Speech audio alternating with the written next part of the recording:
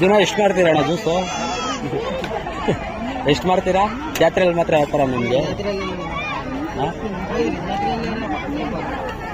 ಎಲ್ಲ ಜಾತ್ರೆಗೆ ಹೋಗ್ತೀರಾ?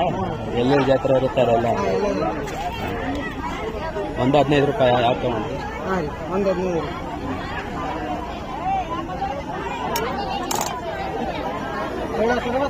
ನಿಮ್ಗೇನ್ರಿ ಸ್ವೀಟ್ ಬೇಡ? ಸ್ವೀಟ್ ಬೇಡ.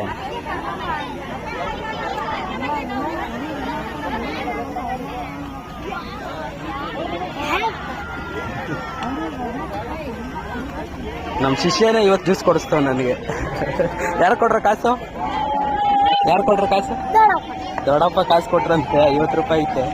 ಜ್ಯೂಸ್ ಕೊಡಿಸ್ತಾವನು. ಯಾವಾಗ ಕುಡ್ಲೇನು ಅಂತ ಕುಡ್ದಿಲ್ಲ.